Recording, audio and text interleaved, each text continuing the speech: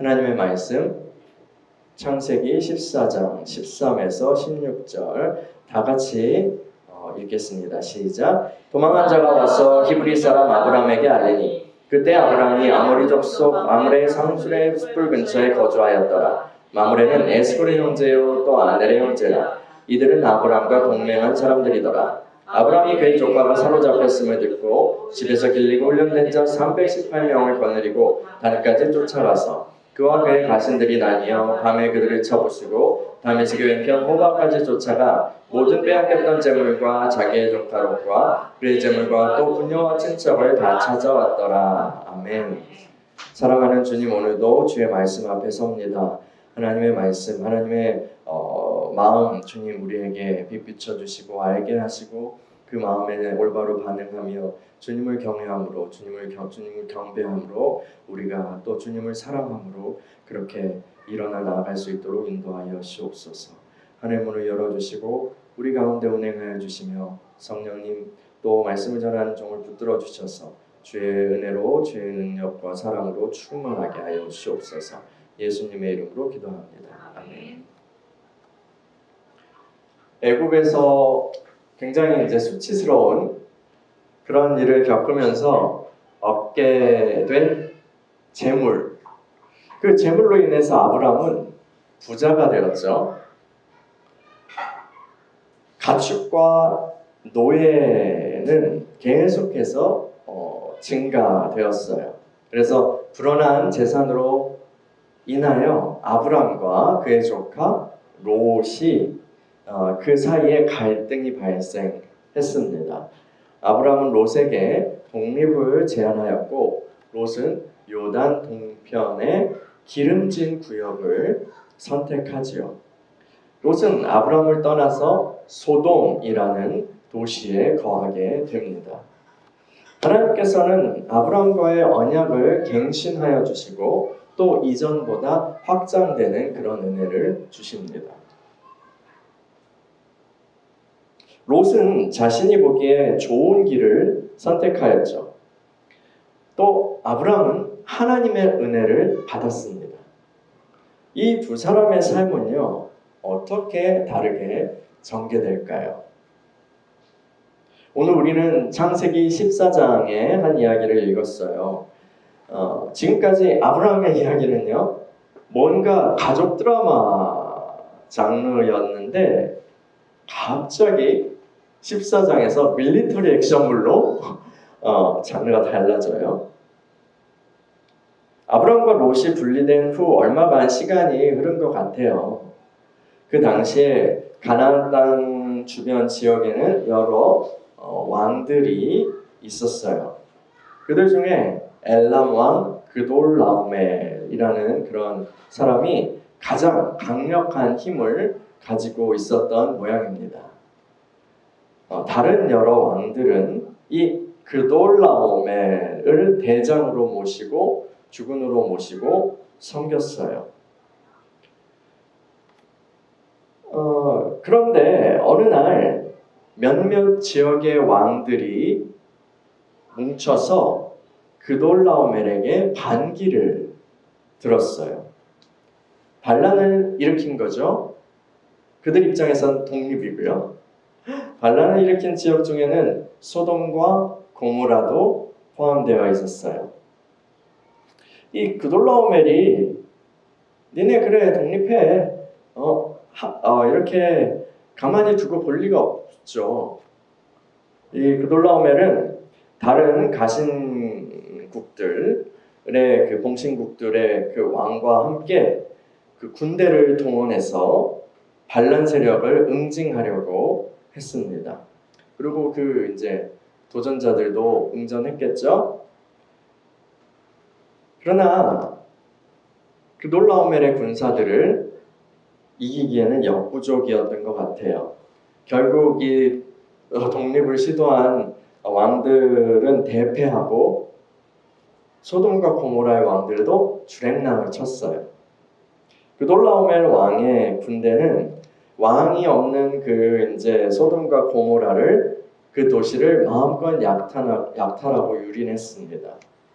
이 와중에 소돔 땅에 거주하고 있던 그 아브라함의 조카 롯도 그 전쟁에 휘말렸고 포로로 잡혀가게 되었어요. 요즘 시대에는요, 제네바 협약이라는 것이 있어서 전쟁 포로가 어느 정도 보호를 받을 수 있잖아요. 적어도 명목상으로는요. 하지만 고대 전쟁에서 그런 게 있는 그런 게 없었잖아요. 이 포로들은 정말로 끔찍한 일을 당했습니다. 이 포로들은 노예가 되어서 평생 동안 극심한 그런 구역에 투입되거나 종교의식에 산 제물로 바쳐지기도 했습니다. 그냥 인신 제사의 제물로요. 또 이번 전쟁같이 반란에 대한 그런 진압이 목적인 경우는 다른 이들에게 공포와 두려움을 주어서 다시는 대들지 못하게, 다시는 눈 들지 못하게 해야 될 거 아니에요. 그러니까 이 포로들을 시범 케이스로 잡아서 잔인하게 죽여서 전시할 수도 있습니다. 어쨌든 이쪽이든 저쪽이든 엄청나게 끔찍한 일이 기다리고 있는 거예요. 이 롯은 어떻게 될까요? 이런 난리가 벌어지는 중에도요, 아브라함이 살고 있던 그 지역은 평온하였던 것 같아요. 이 전쟁의 생존자 중에서는 롯과 아브라함의 관계를 알고 있었던 사람이 있었나 봐요. 그 사람이 가까스로 도망쳐서 아브라함에게 가서 이 전쟁 이야기와 또 롯이 사로잡혀간 상황을 알려줬어요. 우리 창세기 14장 13에서 16절 다시 한번 읽을까요?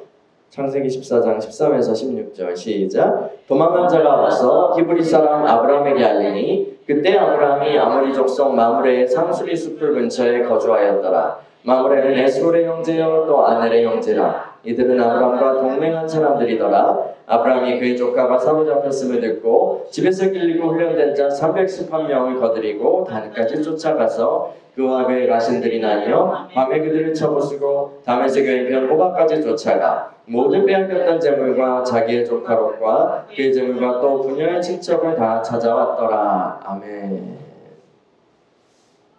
아브라함은 롯이 잡혀갔다는 그 이야기를 듣고 즉각적으로 행동을 취합니다. 전에 그 롯이 떠난 후에 아브라함이 헤브론 지역, 그러니까 마므레의 상수리 숲이라는 그곳으로 그 근처로 이주했던 것을 여러분 기억하실 거예요. 아브라함이 처음에 그 지역에 왔을 때는 그는 그냥 웬 놈이 불러왔어? 이렇게 원주민들에게 그런 시선 받았겠죠. 경계 대상인 스트레인저, 나그네였을 거예요.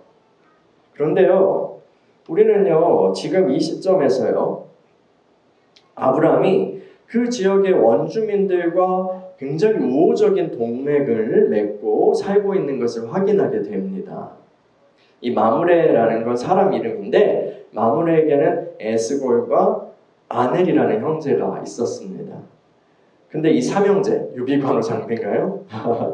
이 삼형제가 그 지역의 세력가였던 것이 분명해요.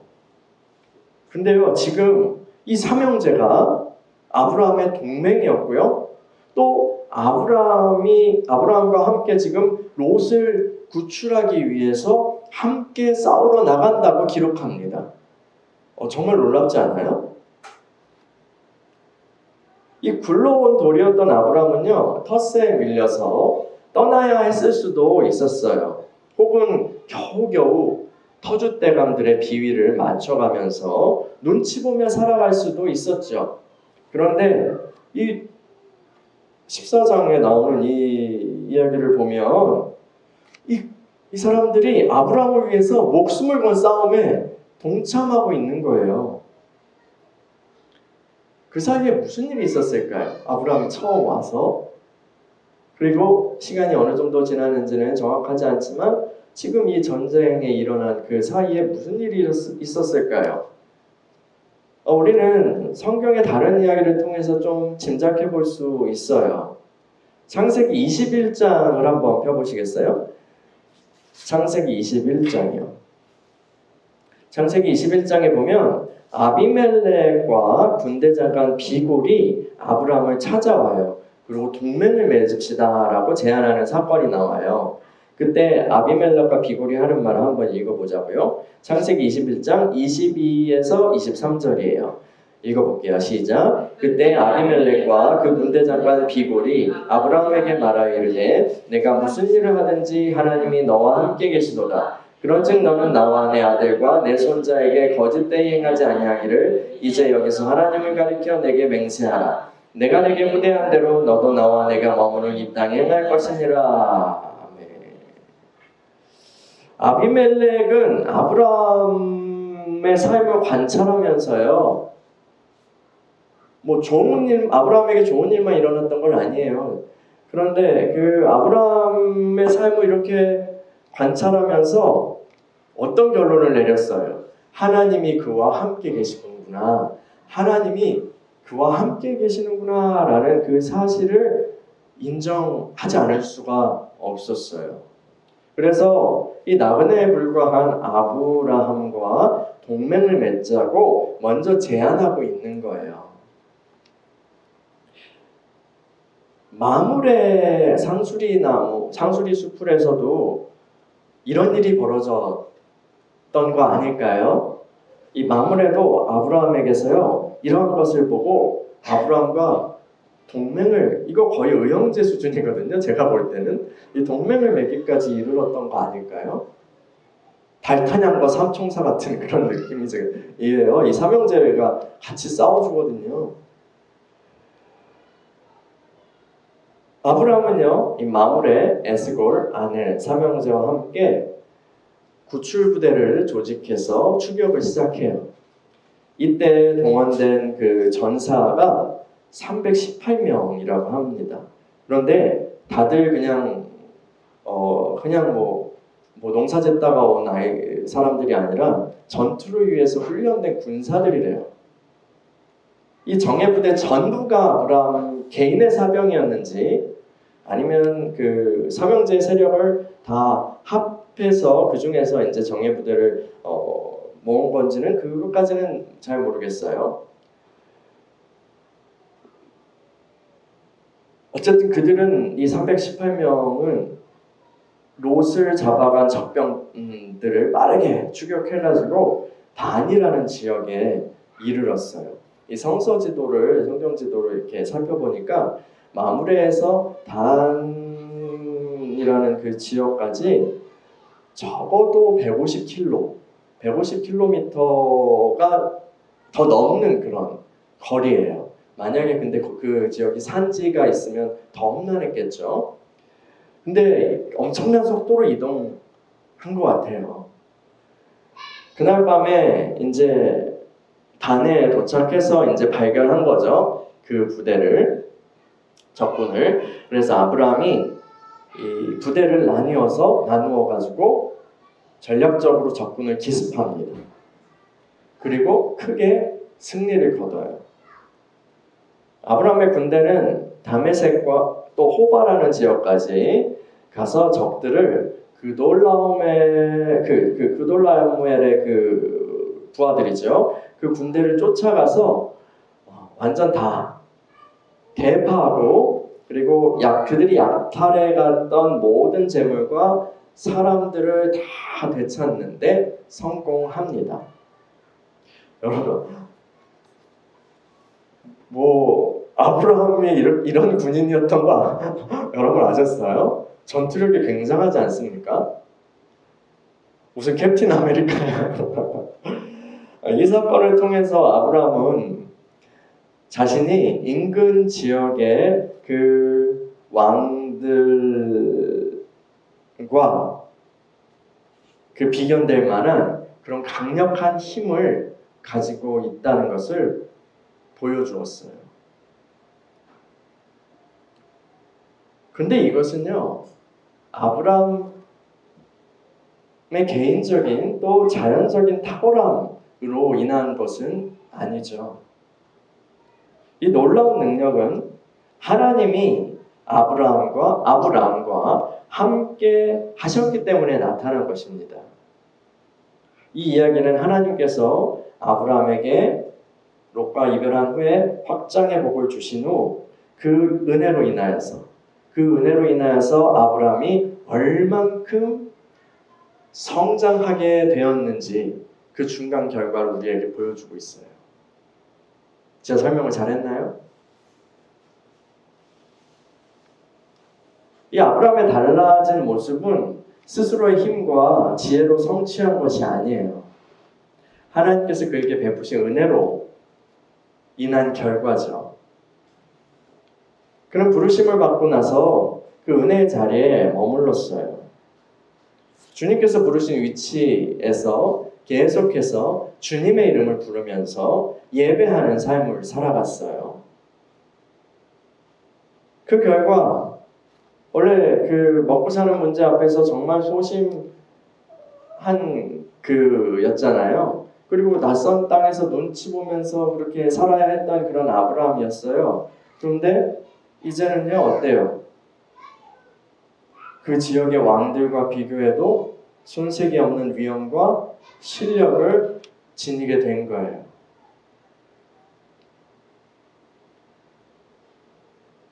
이 장면을 통해서 우린 그걸 확인할 수 있다고요. 이것은 우리에게도요, 중요한 교훈이 됩니다. 날마다 새로워지고 또 날마다 성숙해지고 성장하는 그런 삶을 원하시나요? 그것은 우리가 하나님의 은혜를 받을 때에 이루어지는 거예요. 하나님의 은혜를 받을 때요. 첫 번째로는 은혜 받을 수 있는 올바른 위치에 우리가 있어야 돼요. 은혜 받을 수 있는 올바른 위치에 머물러 있어야 해요. 단지 지역적인 것뿐만 아니라요. 그냥 그 마음가짐도요. 우리에게 있어서는 그 내면의 태도 이런 것이 은혜 받을 수 있는 올바른 위치에 머물러 있어야 합니다. 또 두 번째는요. 때를 따라 돕는 그 은혜를 계속해서 받아서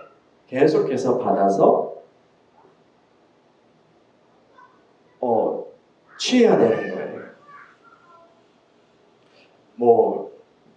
요즘 게임 많이 하잖아요. 그래서 게임 캐릭터가 RPG라는 롤플레잉이라는 그런 장르의 게임에서는 게임 캐릭터가 몬스터를 죽이거나 이렇게 미션을 수행하거나 하면은 경험치가 오르거든요. 경험치 점수를 줘요. 그러면 그 경험치가 쌓이면은 어느 정도 쌓이면 레벨이 레벨 1에서 2 이렇게 올라가요. 그럼 레벨이 오르면서 뭔가 더 보상이 주어지고 하는 그런 부분이 있습니다. 그런 것처럼요. 하나님께서 날마다 주시는 은혜가 우리 안에 들어와서 쌓여서 존재와 삶이 확장되는 복으로 나타나게 돼요. 우리 주님께서는 말씀하셨어요. 나는 포도나무요 너희는 가지라. 주님께 붙어 있어서 계속해서 은혜를 공급을 받을 때 우리는 열매를 맺을 수 있는 거예요. 우리는요, 은혜로 사는 사람들이에요. 믿는 이들은 은혜로 사는 사람들이에요. 은혜로 사는 사람이에요.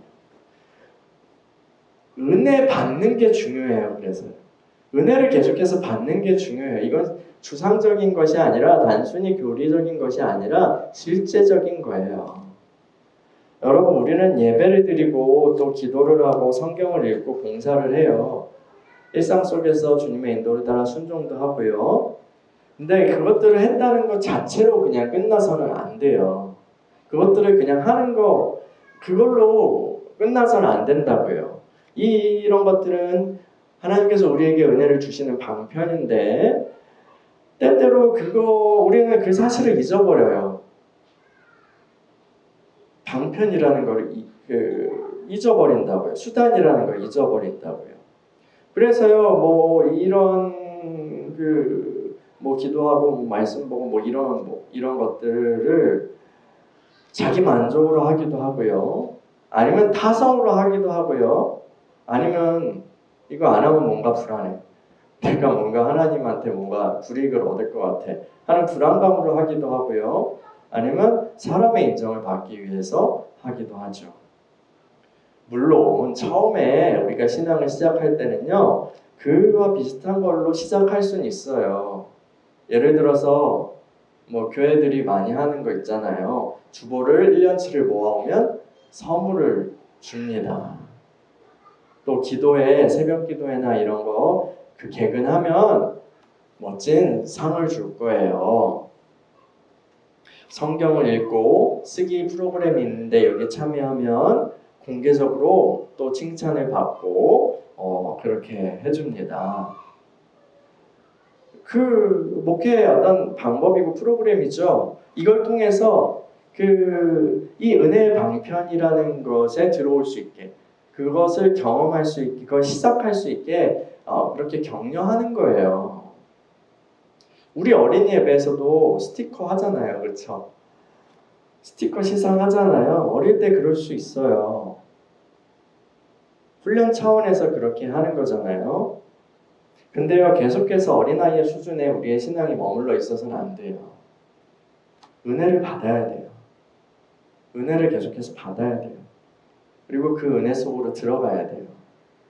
여러분, 은혜 방편들을 통해서 하나님이 주시는 그 은혜를 받고 계시나요? 지금 계속 받고 계세요? 진짜요? 아니, 진짜 돌아보세요.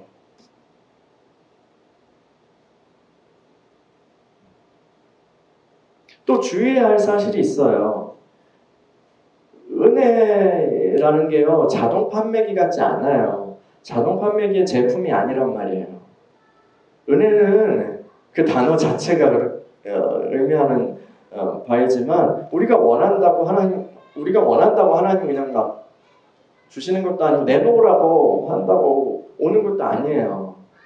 은혜는 하나님이 주시는 거예요. 하나님이 주시는 거예요. 물론 주님께서 이 성경을 통해서 우리에게 말씀하시고 약속하신 것들이 있기 때문에 우리는 그 말씀을 의지해서 하나님께 나아갈 수 있어요. 그래서 주 예수님의 이름과 또 그분의 공로를 힘입어서 우리가 주의 보좌로 나아가면 때를 따라서 돕는 은혜를 하나님께서 베풀어 주시죠. 그분은 신실하시니까요. 그분은 말씀하시는 것을 이루시고 지키시는 분이시니까요. 그런데요, 이 때를 따라 돕는 은혜를 주시는데 때를 따라 돕는 은혜의 종류가 무엇인지는 우리가 정하는 게 아니에요. 그것은 하나님께서 아시고 하나님께서 우리에게 가장 좋은 것을 주시죠. 하나님께서 주시는 그걸 받아야 돼요. 이런 은혜를 주시는 때가 있고요. 저런 은혜를 주시는 때가 있어요. 예를 들어서 성경을 통해서 지식과 지혜의 은혜를 주시는 때가 있어요. 그 시기가 있어요. 신자의 삶에서요. 혹은 어떤 부르심을 따라서요. 그럴 때는 어떻게 해야 돼요? 성경을 많이 읽어야 돼요. 그때는 성경을 읽어야 되는 거예요. 하나님이 성경을 통해 지식과 지혜의 은혜를 주시려고 할 때는 성경을 많이 읽어야죠. 그때는 근데 내가 어떻게 알 수 있어요? 그때는 내 안에 하나님이 그 소원을 주시죠. 성경을 자꾸 읽고 싶네? 읽고 싶은 열망을 주시기도 하고 또 성경을 그래서 펼치면 어때요? 주님께서 귀한 깨달음들을 많이 주시죠. 그리고 주님을 알게 하시죠. 그런 시기가 있으셨어요? 항상 그런 건 아니에요.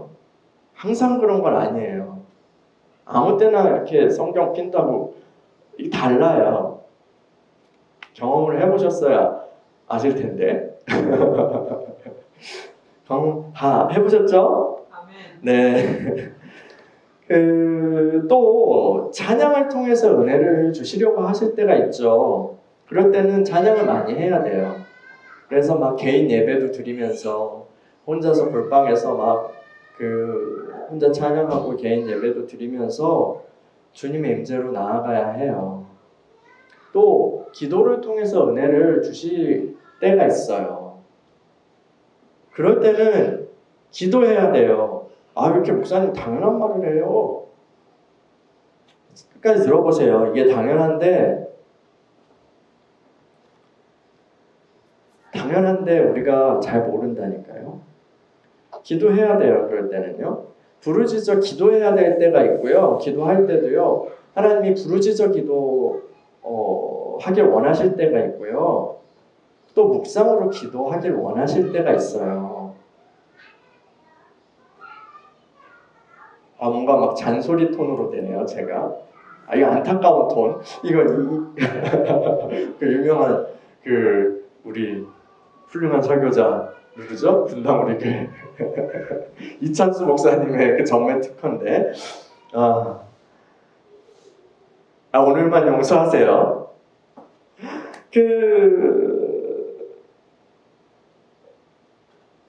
전도하게 하실 때도 있어요. 그걸 통해서 우리를 훈련시키시고 혹은 사역을 하게 하는 것뿐만 아니라 그 일을 통해서 나에게 은혜를 주실 때가 있다고요. 그럴 때는 전도해야 돼요. 뭐 전단지라도 돌려야 되는 거죠. 구제하고 섬기게 하실 때도 있어요. 그걸 통해서 우리에게 은혜를 주실 때가 있어요. 그럴 때는 순종하고 그렇게 해야 돼요. 또 몸으로 주를 섬기고 그걸 통해서 은혜를 주고자 하실 때도 있어요. 막 이렇게 갑자기 교회 청소가 하고 싶고 강대상이 닦고 싶고 아니면 뭔가 막 다른 섬김을 하고 싶고 막 그런 마음을 주실 때가 있어요. 혹은 교회에서 그렇게 부르심을 받는 그런 때도 있죠. 그럴 때 잘 생각해봐야 돼요. 이걸 통해서 나에게 어떤 은혜가 공급되는 걸 수 있는 거예요. 늘 성령님의 인도하심을 구하면서 순전하게 반응하는 그런 믿는 이들은 이 흐름을요, 하나님이 은혜 주시는 그 흐름을 잘 발맞춰서 따라가요. 그래서 한 방편을 통해서 어떤 은혜가 어느 정도 채워지면 또 시기가 또 달라져요. 그럼 주님은 다른 종류의 은혜로 우리를 또 이끌어 가세요. 그러면서 그런 것들이 이렇게 변해가면서 신자는 성숙해지고 또 성장하고요. 그리고 강화되어 가요. 근데요, 고정관념과 또 완고함을 가지고 그렇게 살아간다면 이 은혜 주시는 주님의 흐름을 놓치게 돼요. 기도해야 할 때 성경 읽어요. 뭐 성경 읽는 게 뭐 좋은 거 아니에요? 아니에요. 이게 뭘 전제하냐면 하나님께서 나에게 기도를 통해 은혜를 주시고 만나게 원하시는데 나는 그냥 늘 성경 읽는 게 좋았어. 혹은 과거에 나에게 그냥 그렇게 하셨어. 혹은 그냥 나는 그게 맞아. 혹은 이렇게 생각해가지고 성경 읽는 거예요. 이것이 잘못됐다는 얘기예요. 그리고 몸으로 섬겨야 할 때 또 기도하려고 그래요. 부르짖어야 할 때 침묵으로 있으려고 그러고요. 막 움직여야 될 때 가만히 있고 가만히 있어야 될 때 움직이고요. 그러면 신앙 성장이 제대로 이루어지지 않아요. 자기는 잘하고 있다고 생각해요. 본인은요. 그런데 은혜 주시는 하나님과 계속 엇박자를 치게 되는 거예요.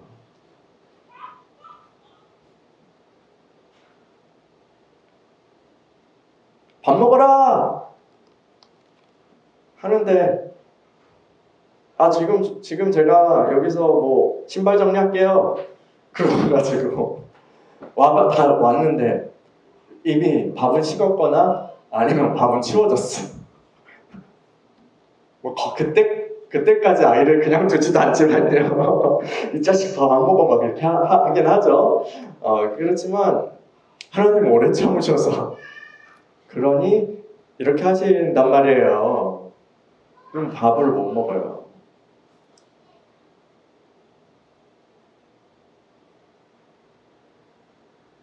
예수를 믿는데 그 신자가 예수를 믿는데 왜 내 삶의 변화가 일어나지 않는 거지? 이런 생각이 든다면요. 내가 은혜를 제대로 받고 있는지 냉정하게 살펴봐야 해요. 긍정적인 변화가 일어나지 않는 것, 그것도 문제인데 이거보다 더 심한 경우도 있어요. 아예 마귀에게 눌려 살아가는 믿는 이도 있죠. 아브라함의 조카 롯처럼 말이에요.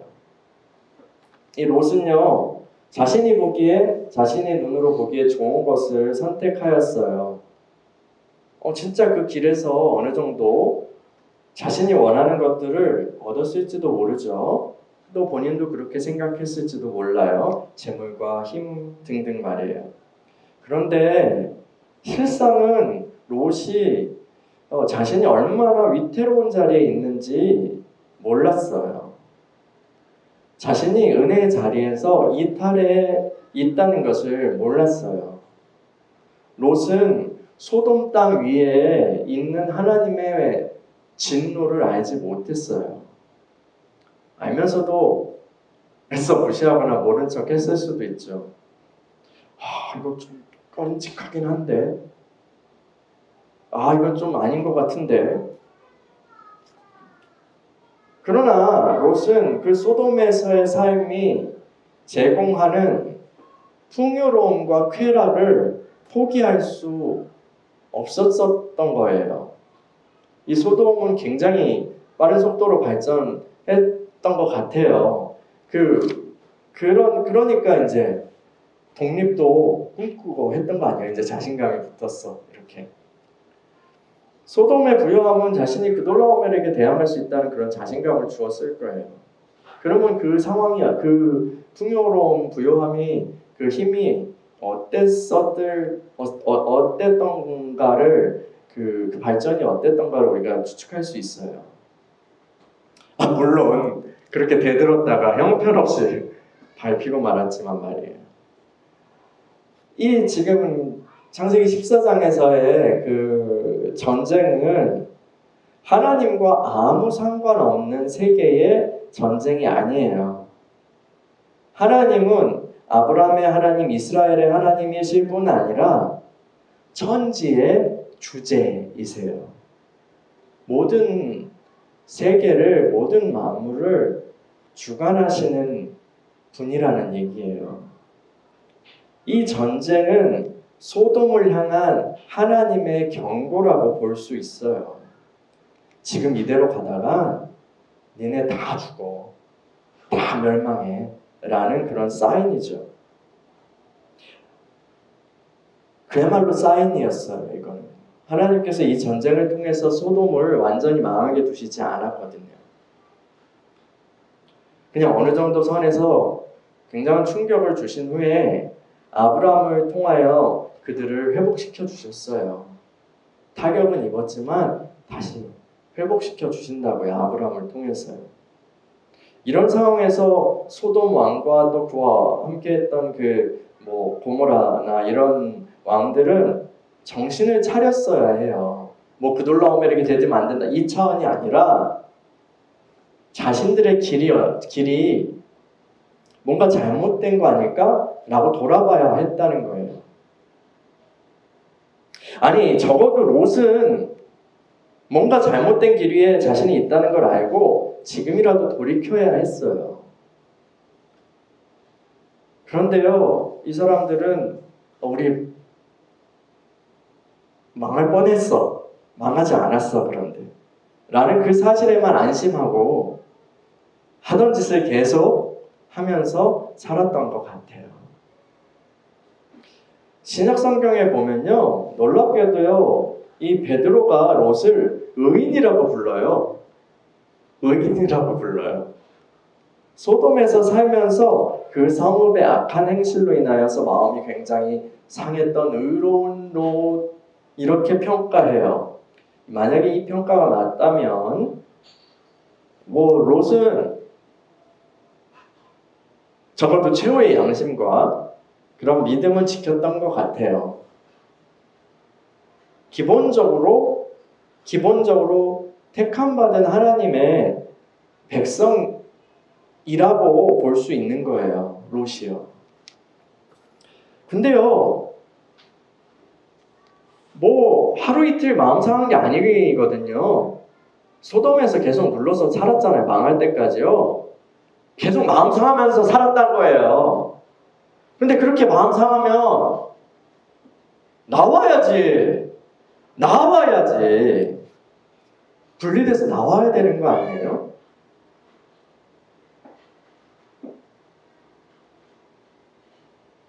두려운 건 우리 믿는 이들 중에도 아브라함의 길이 아니라 롯의 길 위에 있는 자들이 있다는 거예요. 예수를 믿고 예수님을 믿고 하나님의 자녀가 되었지만 육신의 정욕과 안목의 정욕과 이 생의 자랑을 따라서 살아가는 거죠. 그 마음에는 하나님을 사랑하는 것이 없고 하나님의 사랑도 없고 이 세상 사랑으로만 가득해요. 하나님께서는 은혜로 살아가라고 그 사람을 부르셨는데 엉뚱한 곳에 가서 히히덕거리면서 살아가요. 그리고 엉뚱한 것에 에너지 투입하고 마음 쓰면서 살아가요. 엉뚱한 일에만 마음 쓰면서 살아가요. 이들의 삶은요, 풍전등화와 같습니다. 육신적으로는 풍요로움을 누릴 수 있을지 몰라요. 그런데 그건 평안을 주는 복이 아니에요.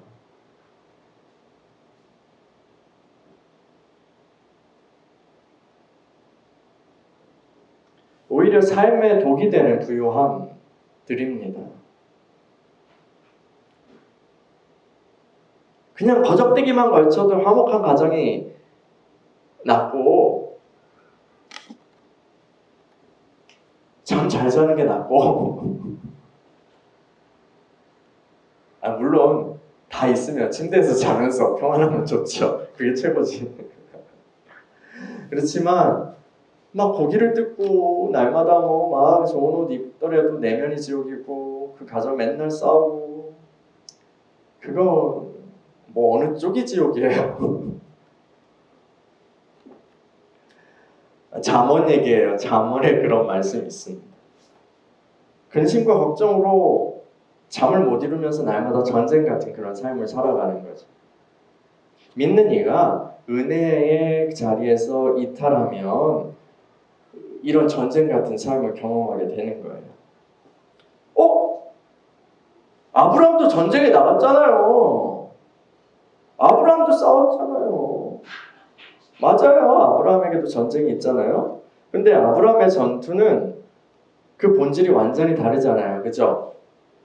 그건 롯을 구출하고 회복시키기 위한 그런 싸움이었어요.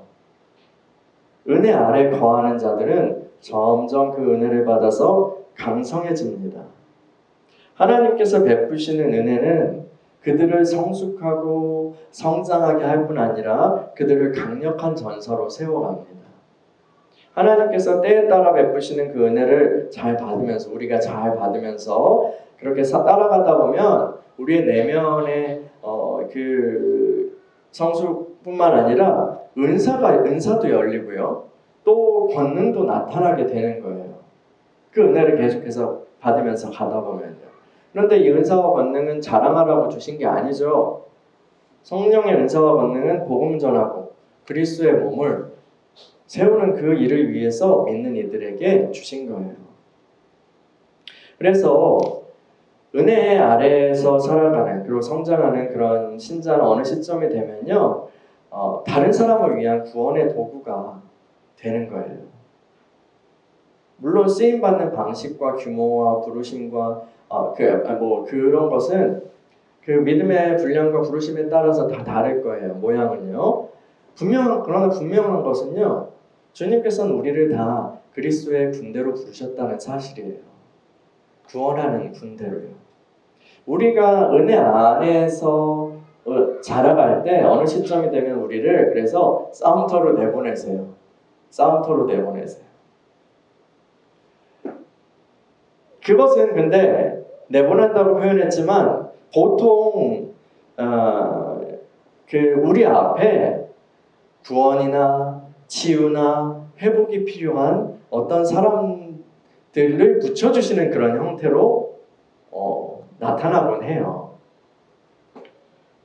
물론 우리 선교사님 같이 아예 막 그런 나라에 막 가가지고 거기서 이렇게 할 수도 있지만 보통 우리 일상을 사는 그런 그 그리스도인들에게는 하나님이 이제 구원하는 전투에 참여해라라고 하는 그 신호는 이 사람을 보여주시고 붙여주신다고요. 사람을 보여주시고 붙여주는 거예요.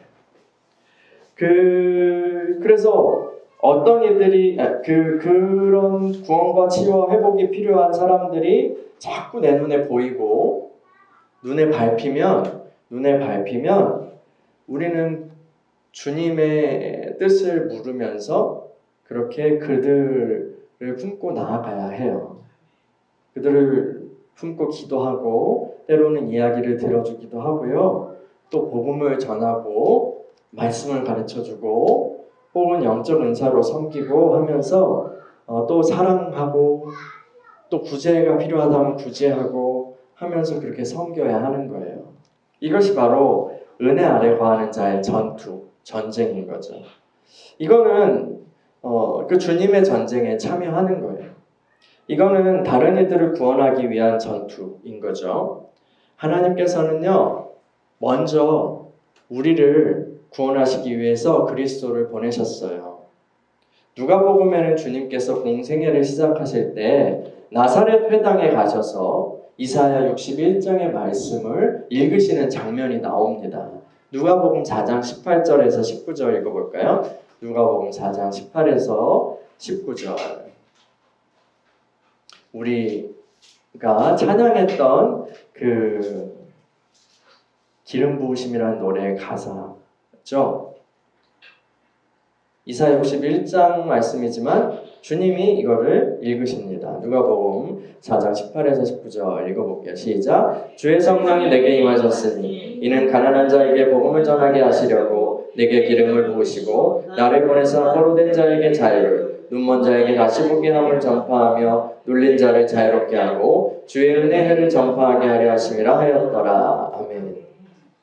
이 말씀을 주님이 회당에서 딱 읽으신 후에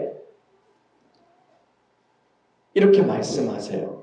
이 글이 오늘 너의 귀에 응하였느니라.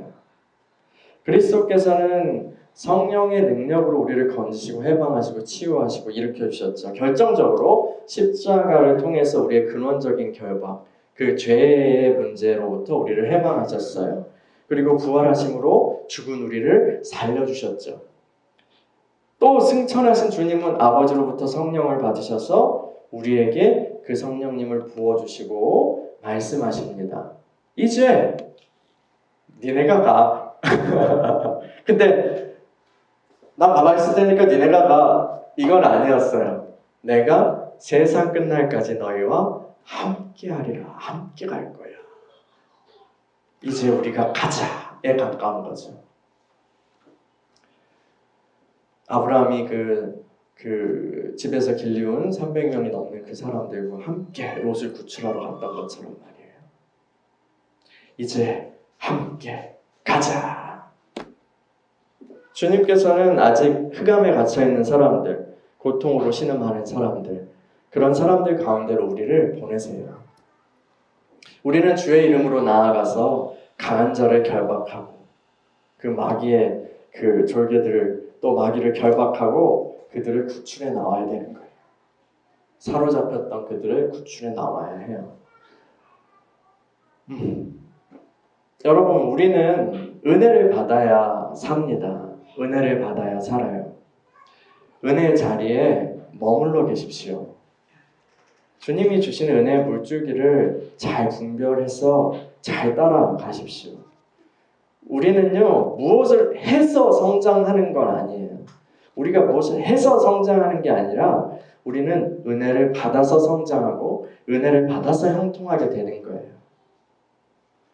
그러나 우리에게 주시는 그 주님의 은혜는요, 단지 우리만을 위한 것은 아니라는 걸 기억해야 돼요.